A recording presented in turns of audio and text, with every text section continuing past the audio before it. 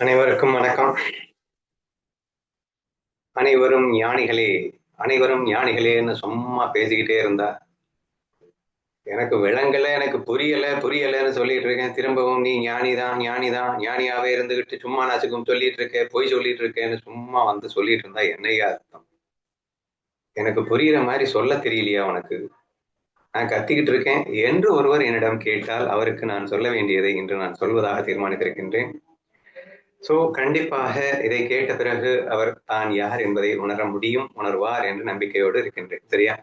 அப்போ அனைவரும் ஞானிகளே அப்படிங்கிறது சத்தியம். அப்ப அந்த சத்தியம் என்பது அத வந்து மாத்தி பேச முடியும். சத்தியத்தை ஒருவன் மாற்றி பேசினால் என்றால் அவன் பேசுவது அசத்தியம் என்று ஆகிறது. அதனால நம்ம அப்படி சொல்ல வேண்டியது வந்தது. இல்ல எனக்கு புரிஞ்சுக்கல அப்படின்னு சொன்னா, ஆஹ் சூரியன் வந்து நான் இருட்டா இருக்கேன், நான் இருட்டா இருக்கேன் அப்படின்னு சொன்னா, அது எவ்வளவு ஒரு கேலிக்கூத்தாக இருக்குமோ, அப்படி ஒரு கேலிக்கூத்தாக ஒரு விஷயம் உண்மையில் நடந்து விட்டதோ, அப்படிங்கிற மாதிரியான ஒரு விஷயம் இருக்கிறதுனால, அப்ப சூரியனுக்கு நீ இருட்டு இல்லை என்பதை உணர்த்த வேண்டிய ஒரு கட்டாயம் ஏற்படுகிறது. சரியா? அந்த லீலை இப்போது நடக்கப் போகிறது அப்படின்னு வேணா வச்சுக்கோங்க. சரி, ஓகே. இப்போ ஒரு விஷயம், அதாவது அனைத்தும் ஒன்றே என்ற ஆத்ம தத்துவம். நம்ம இது ரொம்ப எலாபரேட்டா நம்ம பார்த்த விஷயம் என்ன? இங்க இருக்கிறதெல்லாம் ஒரே ஒருத்தன் தான். அவனுக்கு பேரு கண்ணன்னு வச்சுக்கோங்க, ஈஸ்வரன்னு வச்சுக்கோங்க, தெய்வம்னு வச்சுக்கோங்க. அல்லது பரபிரம்மம் அப்படிங்கிற அந்த பரபிரம்மே மாய விளையாட்டிற்காக லட்சோப லட்ச ரூபங்களாக 84 லட்சம் உயிர் பிறப்புகளாக பிறவி எடுத்து இங்க வந்திருக்கின்றது. There may be lot of differences. வேதங்கள் ஆயிரம் ஆயிரம் இருக்கும் போதும் உண்மையில் அந்த வேதத்துக்கு பின்னணியில் எது இருக்கிறதுன்னா அந்த பிரம்மம் மட்டும்தான் இருக்கிறது. மண் பாண்டங்களிலே 1000 பேதம் இருக்கலாம், ஆனால் மண்ணில் என்னடா பேதம்? தங்கம் என்ற ஆபரணங்களிலே 1000 பேதங்களில் இருக்கலாம், தங்கத்தில் என்னடா பேதம் என்ற அந்த ரீதியில ரொம்ப எலாபரேட்டா நம்ம பார்த்தோம். அது உடல் அளவுல மட்டும் இல்ல, ஈவன் உணர்வு அளவிலும் கூட. உடலில் மட்டுமா ஆயிரம் ஆயிரம் பேதங்கள் இருக்கின்றன? உணர்விலும் கூட ஆயிரம் ஆயிரம் பேதங்கள் தென்படுகிறதே. உணர்விலும் ஆயிரம் ஆயிரம் பேதங்கள் தென்படுகிறது என்பதால் உண்மையில் அது பேதமா? ஏனென்றால் அனைத்திற்கும் அதிஷ்டானமாக இருக்கின்ற ஒரே ஒரு உணர்வு அல்லவோ தனை பேதங்களிலும் பட்டு பேதமாக தோற்றமளித்துக் கொண்டிருக்கின்றது. அப்படின்ற ஒரு விஷயத்தையும் நம்ம ஆழமா புரிஞ்சுக்க ட்ரை பண்ணினோம். ஆனா புரிஞ்சுக்க முடியல. How good I understand? என்னது எல்லாமே மாறி மாறி இருக்கு. உருவத்திலையும் சரி, எல்லாமே வேற வேற. உணர்வளவிலையும் சரி, நீ வேற, நான் வேற. அது எப்படி ஒன்னா இருக்க முடியும் என்று மீண்டும் மீண்டும் கேள்வி கேட்கும் போது இறைவன் இதை புரிய வைக்க வேண்டும் என்று தீர்மானித்து விட்டான். அவன் விடுவானா? எல்லாம் லீல தானே. நீ இப்படி லீல பண்ணிட்டா எனக்கு புரியலன்னா அவன் வந்து லீல பண்றான், புரிய வைத்தேன் என்று வைத்துக் கொள்ளுங்களேன் என்று இந்த பகவத்கீதை ஆரம்பிக்கின்றது. இப்போ பகவத்கீதையில கண்ணன் வந்து கர்மயோகம், பக்தி யோகம், ஞான யோகம் அப்படின்னு சொல்லிட்டு டிஃப்ரெண்டா எக்ஸ்பிளைன் பண்றான். டிஃப்ரெண்டா எக்ஸ்பிளைன் பண்ணும்போது டிஃப்ரெண்டாவே வந்து ஒரு வார்த்தைகளை அமைச்சு கொடுக்குறான்னா பின்னணியில பாத்தீங்கன்னா அங்க ஒண்ணுதான் இருக்கும். அதே அடிப்படையில நானும் வந்து ட்ரை பண்றேன். Let's see what's happening. ஓகேவா? அதாவது இவ்வளவு நேரம் நம்ம என்ன பண்ணினோம் அப்படின்னு சொன்னா, கீதையிலே 2வது அத்தியாயத்தின் பிகினிங்லேயே கண்ணன் வந்து அடைமலை என பொழிந்த உச்சகட்ட ஆத்ம தத்துவத்தை அப்படியே பிரசன்ட் பண்ணினான். சத்தியத்தை சத்தியமாக பிரசன்ட் செய்தான் அப்படிங்கிறத பார்த்தோம். அப்கோர்ஸ் அதுக்கு ரீசன் வந்து அவனை வந்து சரணாகதி பண்ண வைக்கணும். அவனுக்கு இந்த உண்மைகளை புரிந்து கொள்ள வேண்டும் என்ற ஆர்வம் வளர வைக்கணும். அவன் என்னமோ பெரிய அறிவாளி மாதிரி எனக்குள்ள உபதேசம் பண்ணிட்டு இருந்தான், கண்ணுக்கு உபதேசம் பண்ணிட்டு இருந்தான் இல்லையா? அதை ரியலைஸ் பண்ண வைக்கணும் என்ற நோக்கத்தோடு இது சொல்லப்பட்டது அப்படிங்கிறது ஒரு விஷயம் இருந்தால் கூட there is one more thing we have to understand. என்னன்னா, இப்ப நம்ம ஞானேஸ்வரி படிச்சுட்டு இருக்கும்போது ஒன்னு ரியலைஸ் பண்றோம். என்ன ரியலைஸ் பண்றோம்னா, கர்மயோகத்திலையும் ஞான யோகம் சொல்றாரு, பக்தியிலையும் ஞான யோகம் சொல்றாரு. ஞான யோகத்துல பாத்தீங்கன்னா ஞான யோகி அப்படிங்கிறவன், அதாவது ஞானோத்திர பக்தி அப்படிங்கிறாரு. ஞானோத்திர பக்தியில சேவகம், அதாவது இறைவனுக்கு சேவைங்கிற கர்ம யோகம் வந்துடும்.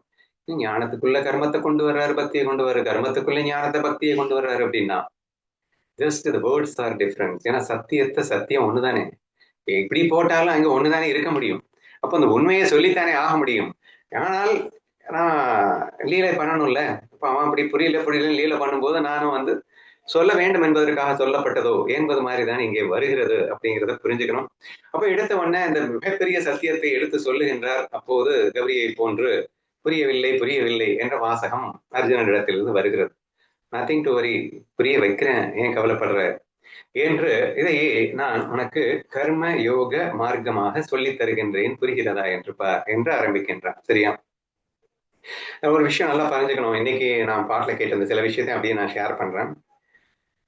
அதாவது கர்மயோகம், கர்ம காண்டம், உபாசனா காண்டம், ஞான காண்டம். அதாவது கீதையை 3 காண்டங்களாக பிரிக்கிறார்கள்.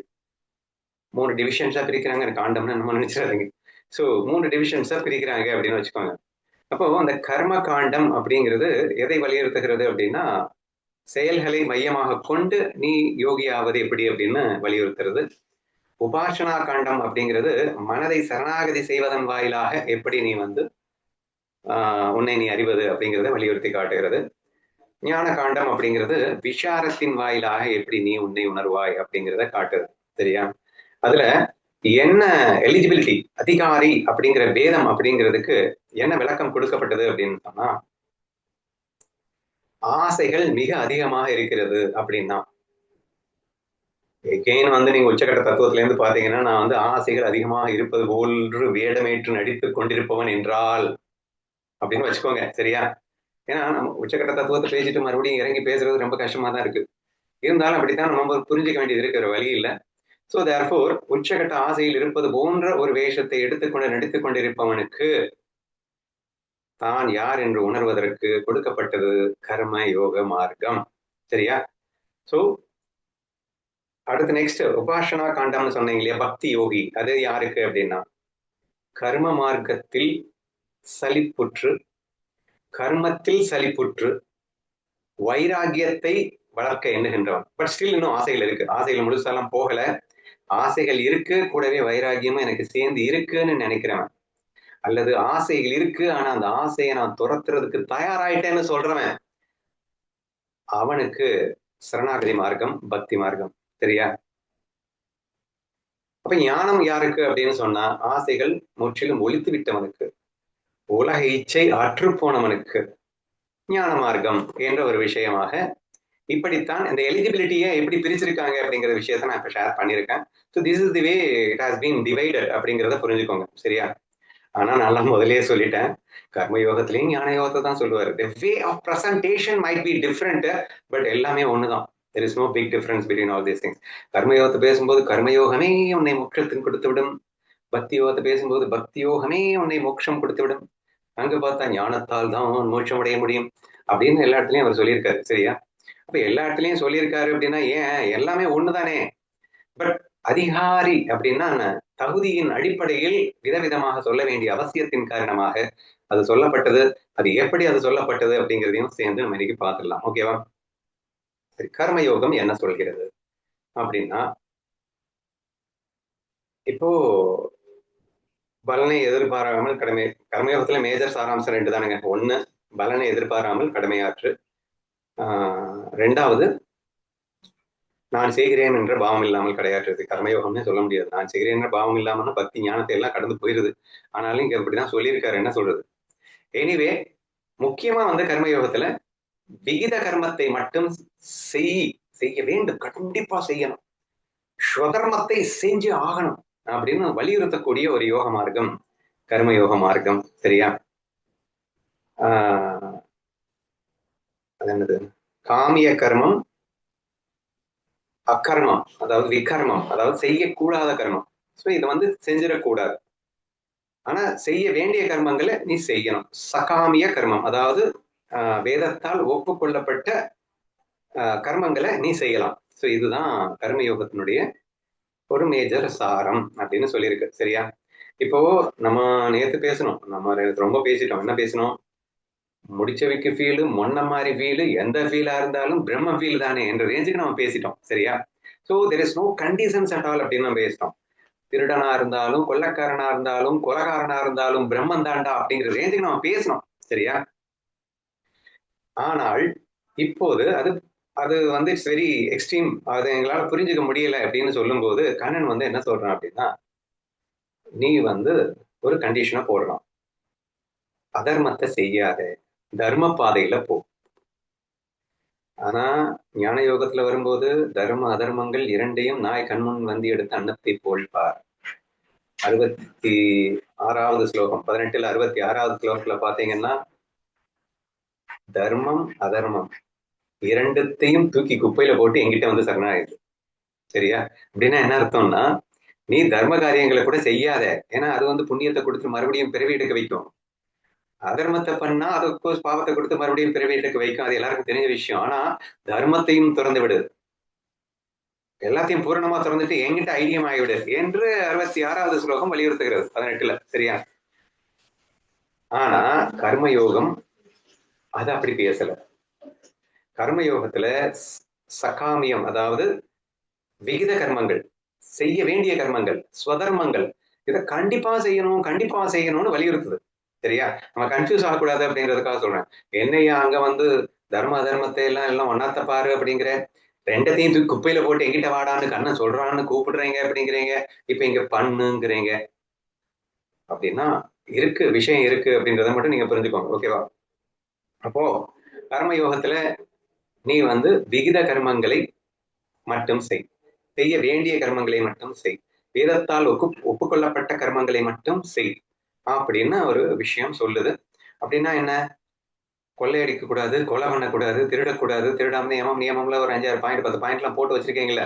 ஸோ ஆல் தீஸ் ஆக்ஷன்ஸ் எதெல்லாம் செய்யக்கூடாது, எதெல்லாம் செய்யணும் அப்படின்னு அந்த சட்டத்திட்டம் வருது. இதெல்லாம் வந்து அடிப்படையாக வைத்துக்கொண்டு உன் வாழ்க்கையை அமைத்துக் கொள்ள முயற்சி செய் அப்படின்னு. இது ஏன் சொல்லுதுன்னு நினைக்கிறீங்க? ஏன்னா இவனுக்கு எனக்கு சுத்தமா ஏறலைங்கிறான். அனைத்தும் ஒண்ணுங்கிறது ஏறவே இல்லைங்கிறான். அனைத்தும் ஒண்ணுங்கிறது ஏற வைக்கணும். அப்ப என்ன செய்யணும் அப்படின்னா, ஃபர்ஸ்ட் அதர்ம வழிகளை நீ வந்து ஸ்டாப் பண்ணு. அதர்ம வழிகளை ஏன் ஸ்டாப் பண்ணணும்னு சொல்றோம்? அதர்மம்னா என்ன? அன்பிற்கு எதிரான வழிகளுக்கு அதர்ம வழிகள்னு பேரா? கரெக்டா? நல்லா யோசிச்சு பாருங்க. அன்பிற்கு எதிரான வழிகள் அதர்ம வழிகள். கொலை பண்றது, கொள்ளையடிக்கிறது, இதெல்லாம் அன்பாங்க? அவன் பாவம் அறுபாடு பட்டி சம்பாதிச்சு வச்சிருக்கான், அவன் பணத்தை போய் நீ கொள்ளையடிச்சு வந்து சாப்பிட்டேன்னா நீ அவன் மேல அன்பு வச்சிருக்கிறான்னு அர்த்தம். சோ டோட்டலி லவ் கில்லிங் அப்படிங்கிற கூடிய ஒரு விஷயங்களை வந்து அதர்மம் என்று பெயரிடுகின்றான் கண்ணன். அதனால அதை செய்யாத அப்படின்னு சொல்றான். அப்போ அன்பின் திருவுருவாய் அன்பே சுரூபமா இருக்கின்ற இவன் எடுத்துக்கொண்ட வேஷம் தான் அதர்மம். ஆனா அந்த லூசு பையன் அதுல மாட்டிட்டு இருந்தா இல்ல இல்லன்னு சொல்லிட்டு இருக்கான் அப்படிங்கிறதுனால வேஷத்தை மாத்த சொல்றான் இன்டைரக்டா. என்ன சொல்றான்? அதர்மத்தை வேண்டாம், ஒதுக்கு. நான் சொல்ற இந்த சத்தியம் உனக்கு உணர வேண்டும் என்றால் நீ அதர்மத்தை பண்ணாத, நீ ஸ்வதர்மத்தை பண்ணு அப்படின்னா. ஸ்வதர்மத்துல என்ன பயங்கரமா இன்சிஸ்ட் பண்ணாரு? சோ உன்னுடைய இயல்பா வர்ற ஒரு தொழிலை பண்ணு, அது சேவகா பாவத்துல பண்ணு, எல்லாரும் நல்லா இருக்கணும்ன்ற பாவத்துல பண்ணு. அப்படி பண்ணேன்னா தேவதைகள் உனக்கு அள்ளி கொடுப்பாங்க. அந்த கொடுக்கறத கூட நீயே சாப்பிட்றாத, எல்லாத்துக்கும் பகிர்ந்தளித்து விட்டு நீ மட்டும் சாப்பிடு. அப்படி சாப்பிட்டா அது வந்து பாவத்தை அடைய மாட்ட அப்படின்னு சொல்லி பயங்கரமா சுதர்மத்தை இருந்து எக்ஸ்பிளைன் பண்ற. சுதர்மத்தை எக்ஸ்பிளைன் பண்றாரு, அன்பை எக்ஸ்பிளைன் பண்றாங்க. நல்லா யோசிச்சு பாத்தீங்க அப்படின்னா, அன்புன்னா என்ன? ஒன்னஸ் ஃபீல் தான். சி நீ தான் எல்லாம் அப்படிங்கிற அந்த ஒன்னஸ் ஃபீல ஹவு குட் ஐ என்டர் எடுத்தவன சொல்ல முடியாது. சொன்னா புரியலை அப்படின்னு சொல்றீங்க அப்படிங்கிறப்போ கர்ம யோகம் வாயிலாக அவன் சொல்லி தருகின்றான். அப்ப யாரெல்லாம் புரியல புரியல புரியலன்னு சொல்றீங்களோ யூ ஹேவ் டு ஃபாலோ தி கர்ம யோகா தான், வேற வழி இல்ல. பிகாஸ் புரிந்து கொண்டும் புரியவில்லை என்று லீலை செய்து கொண்டிருக்கிற நீங்கள் கர்மயோகத்தை லீலையாக செய்ய பாருங்கள் என்பது கீதையிலே கண்ணன் சொன்னது. சரியா? அப்ப இதைத்தான் நீங்க பண்ணணும். என்ன சொல்றான் அப்படின்னா, உன்னுடைய சொரூபத்துக்குள்ள கொண்டு போறதுக்கு உன்னுடைய வேஷத்தை மாத்த சொல்றான். அதர்மத்தை தர்மம் அதர்மம் ஒண்ணுமே இல்லைன்னு அங்க சொன்னானே, அங்க அவனுக்கு சொன்னது உனக்குதான் இருக்குல்ல, எல்லாமே உண்மைன்னு நம்பிட்டு இருக்க இல்ல, அவன் வேற நீ வேறன்னு நினைச்சுக்கிட்டு தானே இருக்க.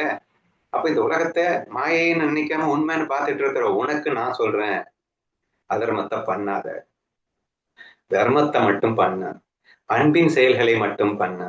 நீ உன்னுடைய செயல்கள் முழுவதும் அன்பால் நிறையட்டும், உன்னுடைய ஆக்ஷன்ஸ்ல ஃபுல்லா லவ் டெவலப் ஆகட்டும். அதுலயும் ஒரு பெரிய கிக் இருக்குல்ல, சுகம் இருக்குல்ல. சரியா? அது சாத்வீக சுகம்னு சொல்லுவோம் இல்லையா? சோ அல்டிமேட்லி இந்த ரஜோதமோ குணங்கள் தான் அதர்மத்துக்குள்ள போகும், சாத்வீகம் அதர்மத்துக்குள்ள எல்லாம் போகாது. சரியா?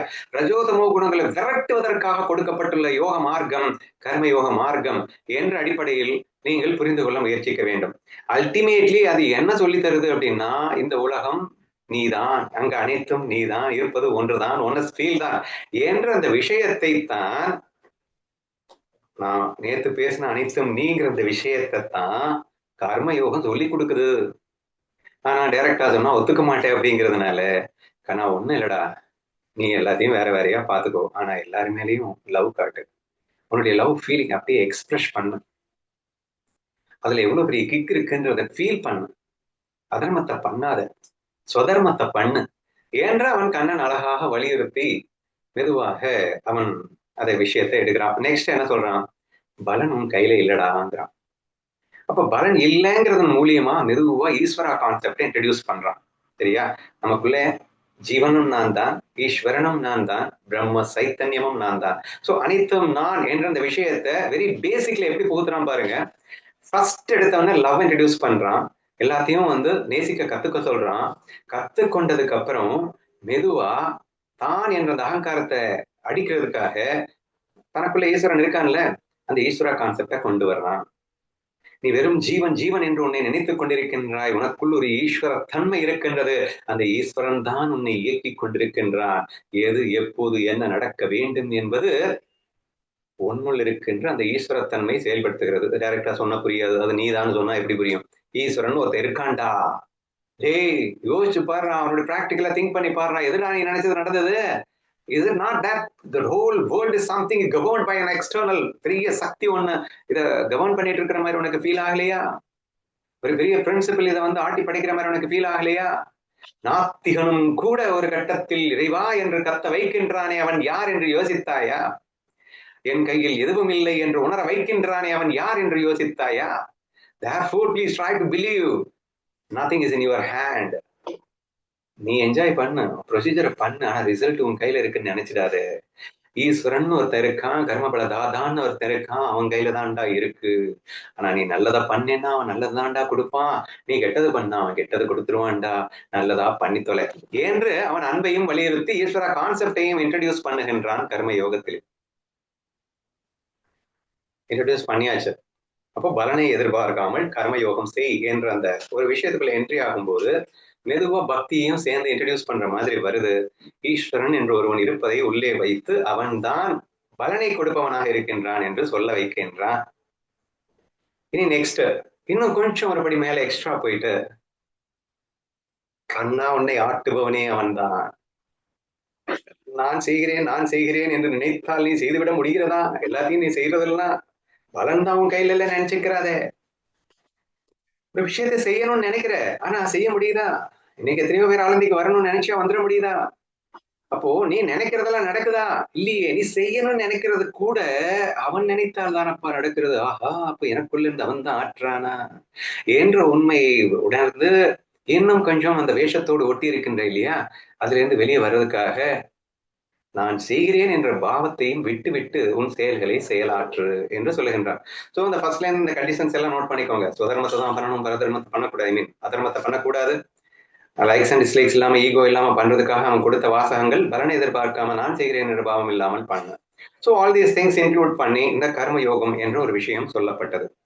இந்த கர்மயோகத்தை ஒருவன் செவ்வனே புரிந்து கொள்வானே ஆனால் அக்கணமே அங்கே முழுமையாக அன்பு மலரப்படுகிறது. இங்கே நான் எப்படி நான் செய்கிறேன் என்ற பாவம் இல்லாமல் செயலாற்றுறேன்னு அந்த ஃபீலுக்கு வந்துட்டேன்னா அப்ப நீ வேறையாவே பாரு. இப்ப உனக்குள்ள இருக்க ஈஸ்வரன் தானே, அல்லது பொதுவா இருக்கிற இந்த ஈஸ்வரன், என்னை இயக்குகின்ற ஈஸ்வரன் தானே உன்னை இயக்குகின்றான், அவனை இயக்குகின்றான், இவனை இயக்குகின்றான். அப்ப எல்லாரையும் இயக்குவது ஈஸ்வரன் என்றால் அங்கே அனைவரும் ஒன்று, ஈஸ்வரத்தன்மையிலிருந்து ஒன்று என்பது சுலபமாக புரிந்து கொள்ள முடியாதா? கர்ம யோகத்திலேயே மிக அற்புதமாக அனைத்தும் ஒன்றென்ற தத்துவம் இன்டைரக்டாக பிரதிபலிக்கப்படுகிறது என்பதை புரிந்து கொள்ளுங்கள். அப்போ அனைவருமே அனைத்தையும் இயக்குவது கண்ணன், பலனை கொடுப்பது கண்ணன் என்ற அந்த ரீதியில் பார்க்கும் போதும் கூட முழுமையாக அனைத்தும் ஒன்று என்ற அந்த ஒன்னஸ் ஃபீலுக்குள்ள நம்ம என்ட்ரி ஆயிடுறோம். அந்த கர்மயோகத்தின் வாயிலாக நமக்குள்ள வந்து அன்பு அப்படிங்கிறது ஆட்டோமேட்டிக்கா டெவலப் ஆயிடுது. சரியா? சோ இதுதான் வந்து கர்ம யோகத்துல இது வரைக்கும் தான் நமக்கு என்ட்ரி ஆகிறோம். சரியா? இப்ப நெக்ஸ்ட் இது வரைக்கும் புரிஞ்சுக்கிறது ஒன்றும் கஷ்டம் இல்லைல்ல. ஒன்னஸ் ஃபீல் தான் கர்மயோக மார்க்கமாக சொல்லியிருக்காரு. என்ன சொல்லியிருக்காரு? இப்ப இதுக்கு மேலேயும் வந்து நம்ம பண்ணலன்னு வச்சுக்கோங்க, நான் அதர்மத்தை தான் பண்ணுவேன், நான் எல்லாரையும் குற்றம் குறை சொல்லிட்டு தான் திரிவேன், நான் தான் கத்திக்கிட்டு இருப்பேன் என்று நீ சொல்லி கொண்டிருந்தால் அப்போ உனக்கு புரிய வைக்கணும் அப்படின்னு, ஏன்னா நீ வந்து எல்லாம் தெரிஞ்சு நீ பேசிட்டு இருக்கேன்னு வேற ஆயிடுச்சு. அப்ப லீலை பண்றதுக்காக வந்துட்டாச்சு அப்படின்னு சொன்னா இதை புரிந்து கொள்ள முயற்சிக்க வேண்டும். புரிந்தால்தான் அடுத்த லீலையை கண்டினியூ பண்ண முடியும். இல்லை அப்படின்னு சொன்னா நான் சொல்லிக்கிட்டே இருக்க வேண்டியதான் கடைசி வரைக்கும். சரியா? அப்போ புரிந்து கொள்ள முயற்சிக்க வேண்டும். எதை முயற்சிக்க வேணும்? கர்மயோகம் என்றால் என்ன, அனைவரும் ஒன்று என்ற அற்புத தத்துவத்தை கண்ணன் இன்டைரக்டாக சொல்லித் தருகின்ற ஒரு யோக மார்க்கமாக இருக்கின்றது. அதுதான் உண்மையான ஒரு பேரின்பத்தை தரக்கூடிய ஒரு தாகம். ஏன்னா அன்புல மட்டும்தான் உண்மையான அந்த சொரூப சுகம் அங்கே ஒட்டி இருக்கின்றது என்பதை கொண்டு வர்றான். லீலையில சுகம் இல்லை அப்படிங்கிறத இன்டைரக்டா சுட்டி காட்டுறான் இல்லையா? சரி, இப்படியே ஒரு படி மேல ஏறி வந்துட்டேங்கன்னு வச்சுக்கோங்க. மேல ஏறி வந்ததுக்கு அப்புறம் என்ன நடக்குது? நான் என்ன சொன்னேன்? ஃபர்ஸ்ட் ஆசைகள் அதிகமாக இருக்கிறவங்களுக்கு கர்ம மார்க்கம், வைராகியம் சேர்ந்து வருகின்றவனுக்கு அப்ப ஈஸ்வரன் மேல கொஞ்சம் கொஞ்சமா பக்தி அதிகமாகும். அப்ப நான் என்று அந்த அகங்காரம் விடுபடும் போது இந்த லைக்ஸ் அண்ட் டிஸ்லைக்ஸ் சொன்னோம் இல்லையா, அது எனக்காகவே ஈஸ்வரன் எல்லாமே பண்ணிட்டு இருக்கான் அப்படின்றதுக்கு அப்புறம் நானும் அவனுக்காக வாழ வேண்டும் அப்படின்னு ஒரு தாட் வருது. அப்போ நீ சகலத்தையும் திறந்து என்னிடம் வந்து விடடா, நான் பார்த்துக் கொள்கிறேன் என்று கண்ணன் சொன்ன உடனே அதுக்கு என்ன வேணும்? வைராகியம் வேணும். ஆசைகளை எல்லாம் விட்டு விட்டு கண்ணனிடம் சரண் புகுவதற்கு என்ன வேணும்? வைராகியம் வேணும். வைராகியம்னா சிற்றின்ப வேட்கையிலிருந்து விலகுதல் அப்படின்னு அர்த்தம். அப்ப சிற்றின்ப வேட்கையிலிருந்து விலகுதல் அப்படிங்கிற அந்த கான்செப்டுக்குள்ள வரும்போது நீ பக்திக்கு தகுதியானவனாக மாறிவிடுகின்றாய். இப்ப பக்திக்கு தகுதியானவனாக மாறும்போது கண்ணனுடைய அந்த அன்பை ஏற்கனவே புரிஞ்சு வச்சிட்டு இருக்க அந்த கண்ணனோடு உன்னை ஐக்கியப்படுத்திக் கொள்வது என்பது எளிதாகின்றது. ஒன்ஸ் சரண்டர் வரும்போது என்ன ஆகுது? கிருஷ்ணா ஃபீலுக்கு அப்படியே கம்பேர் பண்ணுங்க. கிருஷ்ணா ஃபீல்ட்ல இருந்து நீ கர்மயோகம் பிளே பண்ண, அனைத்தும் கண்ணன் என்ற உணர்வோடு நீ பிளே பண்ண ஆரம்பிக்கின்ற, உன்னை இயக்குவதும் கண்ணன் என்ற ஃபீலிங்கோடு பிளே பண்ண ஆரம்பிக்கின்ற, உன் ஆசைப்படியே நீ பிளே பண்ணிக்கோ, நீ விரும்பியதையே பிளே பண்ணிக்கோ, எல்லாம் வேணா பண்ணிக்கோ. ஆனா அது கிருஷ்ணா ஃபீல்ட்ல இருந்து பண்ணிக்கோ, அதுவும் கர்மயோகம் தான். சுத்தி சுத்தி பாத்தீங்கன்னா கிருஷ்ணா ஃபீல் அப்படிங்கிறத உச்சகட்ட ஞான யோகம்னு சொல்லலாம், கர்மயோகம்னு சொல்லலாம் இல்லைங்க. சோ இப்படி கர்ம யோகம் அப்படிங்கிறத அவன் வலியுறுத்தி காட்டுகின்றான். நெக்ஸ்ட் தான் பக்தி. இப்போ ரொம்ப முக்கியமான கட்டத்துக்கு வர்றேன். Please attentively listen to me carefully. நம்ம ஒட்டுமொத்தமாக நேற்று நம்ம பார்க்குற சப்ஜெக்ட்ல தர்மம் அதர்மம் அப்படிங்கிறதுக்கெல்லாம் வேரியேஷனே கிடையாது. நல்லவன் கெட்டவன் ஒரு மண்ணாங்கட்டியும் கிடையாது. எல்லாமே ஒண்ணுங்கிற அந்த உச்சகட்ட தத்துவத்துல இருந்து நம்ம பேசணும். ஆனா கர்ம யோகத்துல அப்படி பேச கூடாது, பேசல. சுதர்மத்திற்கு இன்சிஸ்ட் பண்ணோம், அதர்மத்தை பண்ணக்கூடாதுன்னு சொன்னோம். இந்த விஷயம் இங்கே பிரதானமாக எடுத்துக்கொள்ளப்பட வேண்டும். ரஜோதமோ குணங்களை விரட்டி எடுத்து சாத்வீக குணத்திற்கு வர வேண்டும். This is the first and foremost criteria அப்படிங்கிறத நீங்க புரிஞ்சுக்க ட்ரை பண்ணுங்க அப்படின்னு சொல்ல வரேன். சரியா? இந்த இத கிருஷ்ணா ஃபீல்ட்ல இருந்து சொல்லணும் அப்படின்னா கோர் அண்ட் ரோல் பிரின்சிபிள் அப்படின்னு ஒரு விஷயத்த சொன்னோம். அந்த கான்செப்ட் அப்படிங்கிறது தான் இந்த பிரம்ம தத்துவம் எனக்கு புரியலன்னு சொல்றவங்க தயவு செய்து அந்த கான்செப்டை எரிக்க போடுங்க. கோர் அண்ட் ரோல் பிரின்சிபிள் அப்படிங்கிற அந்த விஷயத்துல நம்ம என்ன சொல்லியிருக்கோம்னா, இந்த உலகத்துல உள்ள எல்லாத்தையுமே கண்ணனுடைய வேஷமா பாருங்க. அடிப்படையில கண்ணன் தான் இருக்கான்னு பாருங்க. அவன் எடுத்துக்கொண்ட வேஷம் அது வில்லனாவும் வரலாம், எப்படி வேணா வரலாம், அவன் எப்படி வேணா வந்துட்டு போட்டோம், அந்த எல்லாமே கண்ணனா பாருங்கன்னு சொன்னோம். ஆனா நீ யாருன்னு பார்க்கும்போது நீ ஒரு பியூர் பக்தனாக அல்லது சாத்வீகனாகத்தான் இருக்க வேண்டும். அப்படின்னு என்ன அர்த்தம்? உன்னுடைய ரோல் ஒண்ணு இருக்குல்ல, அது அன்புங்கிற ரோல் மட்டும்தான் இருக்கணும். அதனால சாத்வீக ரோல் மட்டும்தான் இருக்கணும்னு அர்த்தம். கிருஷ்ணா ஃபீல்ட்லயே நம்ம என்ன இன்சஸ்ட் பண்ணினோம் அப்படின்னு சொன்னா, கண்ணன் என்ன ரோல்ல வேணா வரட்டும், ஆனா நீ வில்லன் ரோல் எடுத்துறாரு. நீ 100% ஹீரோ ரோல் மட்டும்தான் எடுக்கணும். நீ அன்புங்கிற ரோல் மட்டும்தான் எடுக்கணும். ஏன்னா நீ அறியாமையில சிக்கி கொண்டிருக்கிறாய், இன்னும் நீ கண்ணனா மாறல. So therefore you should not have, you should don't have an என்ன சொல்றது, eligibility to take the villain role என்றாம் எடுக்க கூடாது. அப்ப கிருஷ்ணா ஃபீல்ட்லயே நம்ம கோர் அண்ட் ரோல் பிரின்சிபல் என்ன சொல்லியிருக்கோம் அப்படின்னா, நீ அன்பானவனாக இரு. அந்த ரோல் அன்புதான், கண்ணன் தான், ஆனா வில்லனா வர்றான் அப்படின்னா நீ அன்பு மாறாமல் ஆனால் எதிர்த்தே செயல்படுன்ற ஒரு கான்செப்ட் நம்ம கொடுத்துருக்கோம். உங்க கன்ஃபியூஷன் எல்லாம் எதுவுமே இல்லை, எவ்வளவு ஈஸியா இருக்குன்னு பாருங்களேன். நீ ஒன்னஸ் ஃபீலை மிஸ் பண்ணக்கூடாது அப்படின்றது மட்டும்தான் கிருஷ்ணா ஃபீலுடைய பெரிய கான்செப்ட். லவ் மிஸ் பண்ணக்கூடாது அப்படிங்கிறது தான் கான்செப்ட். அப்ப நீ எகென்ஸ்டா பிளே பண்ணலாமா கூடாதா அப்படிங்கிறத பத்தி நம்ம பேசவே இல்லை. நீ நல்லவனாக இருக்க வேண்டும், நீ சாத்விக குணத்தில் மட்டும்தான் இருக்க வேண்டும். சாத்விக குணத்தில் இருந்து கொண்டு அதுக்காக உன்னை அடிமைப்படுத்தினா நீ அடிமையா இருன்னு சொல்லல. ஆனா அன்பு மாறாமல் நீ உன்னை பாதுகாத்து கொண்டு நீ அவங்க கிட்ட எகென்ஸ்டா கூட சண்டை போடு, என்ன வேணா செய்யு அப்படிங்கிற விஷயத்த நம்ம சொல்லியிருக்கோம். சோ இதுல ரொம்ப குறிப்பா புரிஞ்சுக்க வேண்டிய ஒரே ஒரு பாயிண்ட் என்னன்னா, நான் சாத்வீகத்தில் இருக்க வேண்டும் என்ற வைராகியத்தை வளர்ப்பது. நான் கண்ணன் சொல்லிய அந்த விருப்பு வெறுப்பு இல்லாம, அகங்காரம் இல்லாம, தெய்வீக லட்சணங்கள் சொன்ன மாதிரி, ஞான லட்சணங்கள்ல சொன்ன மாதிரி, கர்மயோகி நாளைக்கு என்னென்ன லட்சணத்துல இருக்க போறான்னு சொல்ல போற மாதிரி, ஸ்ததப்பிரஞனுடைய லட்சணங்கள் சொல்ற மாதிரி, சோ இது எல்லாத்தையுமே நீ ஃபாலோ பண்ணணும். இதெல்லாம் ஏன் ஃபாலோ பண்ணணும்? இந்த பாயிண்ட்ஸ் எல்லாமே எதை குறிக்குது அப்படின்னா லவ் தான் குறிக்குது. லவ்னாலே ஒன்னஸ் தான். ஒன்னஸ்னாலே எல்லாமே ஒண்ணுதான். See, ultimately அந்த ஒன்னஸ் ஃபீல்குள்ள உனக்கு என்ட்ரி ஆக முடியல அப்படிங்கிறதுக்காக இந்த அளவுக்கு இறங்கி கண்ணன் பேச வேண்டிய ஒரு அவசியம் ஏற்பட்டது என்பதை நீங்கள் புரிந்து கொள்ள வேண்டும். So therefore, the concept which I told yesterday அப்படிங்கிறது புரியல அப்படின்னு சொன்னா நீ வந்து தர்மத்தையும் அதர்மத்தையும் ஒன்னா பார்க்காத. நீ தர்மத்தை தான் ஃபாலோ பண்ணணும். நீ அதர்மத்தை கையில் எடுக்காத, தர்மத்தை கையில் எடுத்துக்கோ. எப்போ உனக்கு கர்மயோகத்துல இருந்து அடுத்த ஸ்டெப் வருதோ அப்ப தர்மத்தையும் அதர்மத்தையும் விட்டுட்டு கண்ணன்ட்ட சரண்டர் ஆக. அப்ப கூட நீ எதுவும் பண்ணாத, பண்ண உனக்காக என்ன வேணா பண்ணிட்டு போகட்டும் என்ற அந்த அடிப்படை கொள்கைகள் நாம் கண்டிப்பாக அனைவருமே ஃபாலோ செய்ய வேண்டும் என்று நான் கேட்டுக்கொள்கிறேன். சரியா? ஏன்னா இதை ஃபாலோ பண்ணாம இட் இஸ் நாட் பாசிபிள். புரியல புரியல ஏன் புரியல?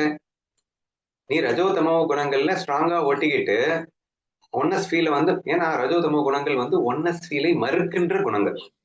சாத்விக குணம் ஒன்னஸ் ஃபீல அக்செப்ட் பண்ணிக்கிற குணம். லவ் அப்படிங்கறத அக்செப்ட் பண்ற குணம் எது? சாத்விகம். ரஜோதமோ குணங்கள் வந்து லவ்க்கு எகென்ஸ்டான குணங்கள், என் சொரூபத்திற்கே எகென்ஸ்டான குணங்கள் அது.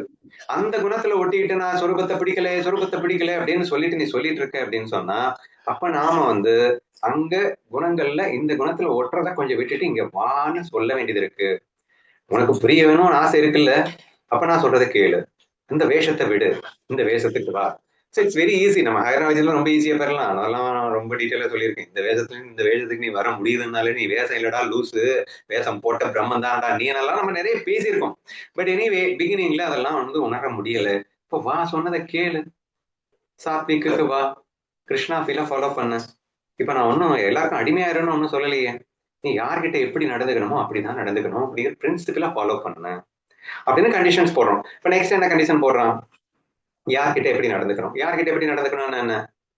ரெண்டு மைண்டும் மெர்ஜ் ஆயிருச்சு அப்படின்னு சொன்னா அவங்க கிட்ட you are free to move, எப்படி வேணா இருந்துக்கலாம். அவன் வில்லன் வேஷத்துல வர்றான், நீ ஹீரோ வேஷத்துல வர்ற அப்படின்னு சொன்னா கோர்ல லவ் இருக்கணும், வெளியில வந்து எகென்ஸ்டா தான் பிளே பண்ணி ஆகணும். சரியா? இன்னைக்கு புருஷன் பொண்டாட்டிகள்லாம் நிறைய இடங்கள்ல எல்லா இடத்துலயுமே என்ன நடந்துட்டு இருக்கு அப்படின்னு சொன்னா இதெல்லாம் வந்து சரியா நடக்கிறது இல்லை. சரியா? எகென்ஸ்டா தான் இருப்பாங்க, ரெண்டு பேரும் ஹைலி எகென்ஸ்டா இருப்பாங்க. ஆனா ஒரு ஆசை வந்துருச்சு அப்படின்னா ரெண்டு பேரும் ஒட்டிப்பாங்க நைட் ஆன ஒண்ணு. சரியா? சோ இது எங்க போய் முடியும் அப்படின்னு, இதெல்லாம் எதுவுமே அன்கண்டிஷன் யாருக்கு அப்படின்னா நீ பிரம்ம தத்துவத்தை உணர்ந்துட்டு இது வெறும் மாயை அப்படின்னா சண்டையும் மாயை, இங்க இணைதலும் மாயை, எல்லாம் மாயையா இருக்கும்போது எதுவுமே தப்பில்லைன்னு ஒத்துக்கிறேன். சரியா? when you strongly believe something is true அப்படின்னு நீ நினைச்சுக்கிட்டு இருக்க, அப்ப என்ன ஆகும்? இங்க சண்டை போட்டுட்டே இருக்க, அப்ப ஆசையில மறுபடியும் என்னது அப்படின்னா மறுபடியும் எக்ஸ்பெக்டேஷன் கூடும், மறுபடியும் சண்டை கூடும், சண்டை கூடிக்கிட்டே போகும். அப்போ சில கண்டிஷன்ஸை ஃபாலோ பண்ண. சோ உன் ஆசைகளை மட்டுப்படுத்திக் கொள். இப்போ சேம் டீம் பிளேயர் யாரு, ஆப்போனன்ட் டீம் பிளேயர் யாருன்னு புரிஞ்சுக்கோ. அப்ப சேம் டீம் பிளேயர் கிட்ட நீ இருக்கிற மாதிரி எதிராளி கிட்ட இருக்கக்கூடாது, இருக்கவும் முடியாது. இப்ப திருடன் அப்படின்னு சொன்னா நீ அவங்க கிட்ட லவ் அப்படிங்கிற பேர்ல கை கோத்துட்டுலாம் போக முடியாது. ஆனா கோர்ல லவ் வச்சுக்கோ, வெளியில அவன்கிட்ட எப்படி நடந்துக்கணும் அப்படித்தான் நடந்துக்கணும் என்ற விஷயங்கள் அங்கே அழகாக சொல்லப்படுகிறது. சரியா? இதுல நமக்கு என்ன கஷ்டம் ஃபாலோ பண்றதுக்கு? பேசிக்கலா லவ் மிஸ் பண்ணக்கூடாது, பட் யார்கிட்ட எப்படி எகென்ஸ்ட் எப்படி நடந்துக்கணும் அப்படி நடந்துக்கணும் அப்படின்னு சொல்றோம். ஆனா நமக்கு லைக்ஸ் அண்ட் டிஸ்லைக்ஸ் இருக்குங்கிறப்போ என்ன நடக்குது அப்படின்னா அவங்க அதர்மமா இருந்தாலும் நம்ம அவங்களுக்கு சப்போர்ட் பண்றோம். ஆனா நம்ம தர்மம்ன்ற கொள்கையில இருந்தாதான் நான் வந்து ஒன்னஸ் ஃபீல்டுக்குள்ள என்ட்ரி ஆக முடியும். நான் சாத்வீகத்துல இருக்கணும். நீ சாத்வீகத்துல இருந்த அப்படின்னா ரஜோவுக்கு நீ எகென்ஸ்டா தான் இருக்கணும். நீ ரஜோவை கொஞ்சம் குழாவிட்டு இருந்தேன்னா நீ ரஜோவா தானே மாறுவேன், நீ எப்படி சாத்விகா மாறுவேன்?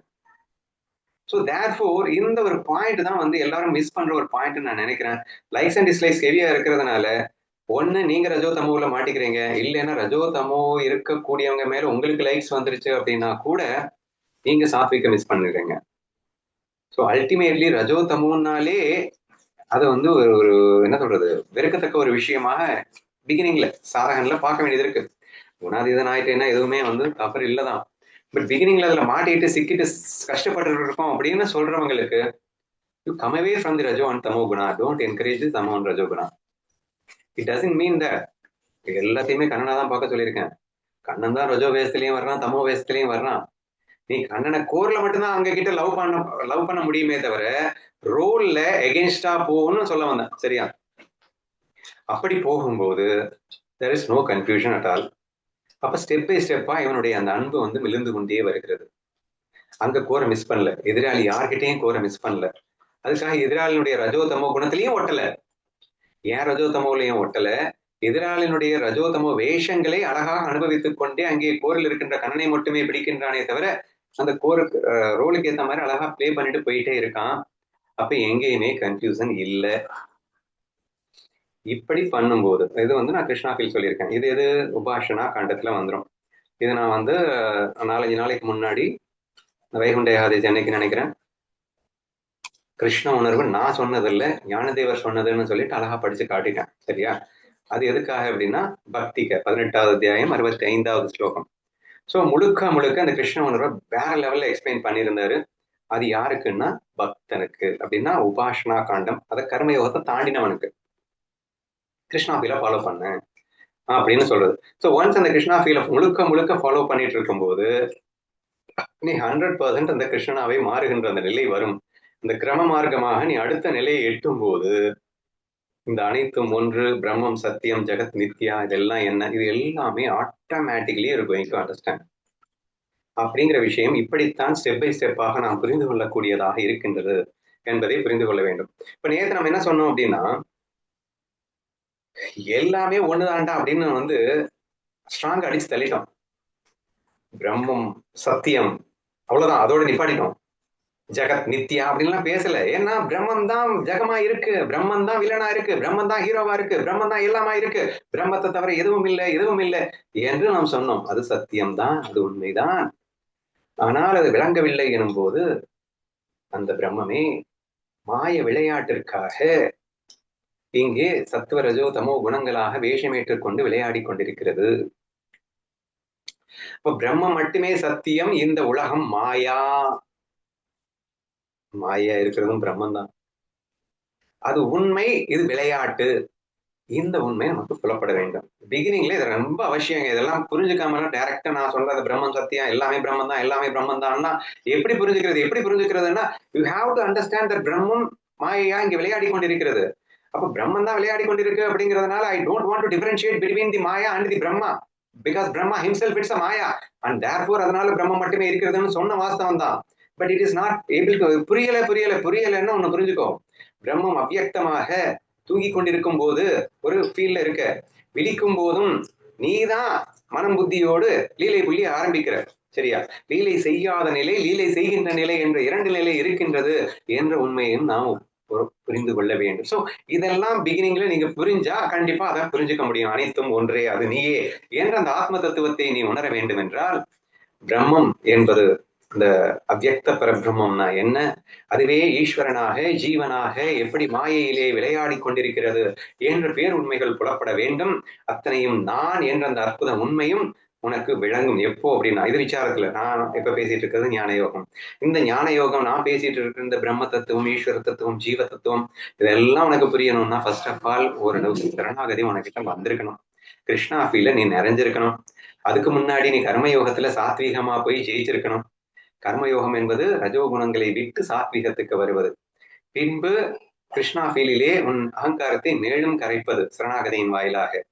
அவனுக்கு நான் சொல்லுகின்ற அந்த அற்புத தத்துவம் மிக எளிதாக, மிக சுலபமாக, அனைவரும் அனுபவிக்கும்படியாக சுலபமாக இது புரியக்கூடிய ஒரு விஷயமே. சரியா? சோ அதான் நான் முதலே சொல்லிட்டேன். ஸோ நான் யாருன்றதை நான் வந்து சொல்லி கொடுக்குற அளவுக்கு ஒரு கேவலமான ஒரு விஷயமா இது இல்லை. ஆனா ஆயிடுச்சு அப்படின்னு நீங்க கேட்கறதுக்காக அது ஒரு லீலையாக சொல்லுகின்றேன் என்றுதான் நான் சொல்ல ஆரம்பித்தேன். சோ யாரெல்லாம் இந்த உச்சகட்ட ஆன்மீக தத்துவம் அனைத்தும் நான், இங்கே பிரம்மம் மட்டுமே இருக்கிறது, பிரம்மத்தை தவிர எதுவும் இல்லை அப்படின்னா என்னை தவிர எதுவுமே இல்லை, நானே அனைத்துமாக இருக்கின்றேன், இங்கே எதுவுமே எனக்கு ஆக போறதில்லை எது நடந்தாலும், ஏன்னா இது வெறும் லீலை என்ற இந்த விஷயங்கள் எல்லாம் நமக்கு தத்ரூபமாக ஸ்பஷ்டமாக அனுபவபூர்வமாக சொல்லுவாங்க இல்லையா, அபரோக்ஷ ஞானமாக நாம் அனுபவிக்க வேண்டும் என்றால் இந்த கிரம மார்க்கமாக பயணப்படுங்கள். கர்மயோகம், பக்தி யோகம், ஞான யோகம் என்று கண்ணன் நமக்காக படிப்படியாக அடுக்கடுக்காக கொடுத்து விட்டான். அனைத்தும் ஒன்றென்ற அற்புத தத்துவத்தை தான் அனைத்துமே வலியுறுத்துகின்றன. அதற்கு இப்படித்தான் நாம் செல்ல வேண்டும் என்பதை புரிந்து கொள்ளுங்கள். ஒரே ஒரு வார்த்தை மறுபடியும் இன்சிஸ்ட் பண்ணி முடிச்சுக்கிறேன். தர்மம், ஸ்வதர்மம் கண்டிப்பாக கையில் எடுத்துக் கொள்ளுங்கள். புரியாதவங்களுக்கு நான் சொல்லிட்டு இருக்கேன். நீங்க பாட்டுக்கு நான் சொல்லிட்டேன்றதுக்காக இந்த தர்மம் அதர்மம் ரெண்டும் ஒண்ணுட்டாரு. கண்ணனே வந்து சொன்னான்ல, துரியோதனுக்கே படை கொடுக்குறேன்னு சொன்னான்ல, அவன் பாகியால்ட்டியே பார்க்கல இல்ல என்றெல்லாம் நீங்கள் வந்து எடுத்தவன செய்ய வேண்டாம். சுதர்மத்திற்கு முக்கியத்துவம் தோழுங்கள். அதர்மம் அப்படிங்கிறத மட்டும் ஃபர்ஸ்ட் அவாய்ட் பண்ணுங்க. அதுல கொஞ்சமாவது பக்குவப்படுங்க. நெக்ஸ்ட் கொஞ்சம் வைராக்கியத்தை டெவலப் பண்ணி சரணாகதிக்குள்ளே என்டர் ஆகுங்க. நெக்ஸ்ட் கிருஷ்ணா ஃபீல்ட்ல கோரன் ரோல் பிரின்சிபிள மிஸ் பண்ணாம விளையாட பழகுங்க. லவ் அப்படிங்கிற பேஸ் ரோல் இருக்கட்டும், ரோல்ல நீங்க எப்படி வேணா பிளே பண்ணுங்க. அண்ட் ஃபைனலி இந்த ஞானம் என்பது அற்புதமாக அனுபவத்திற்கு உங்கள் கைக்கு கிட்டும் என்று சொல்லி அனைவரும் புரிந்திருக்கும், புரியும்படியாக இருக்கும் என்று நம்பிக்கையோடு நிறைவு செய்கின்றேன்.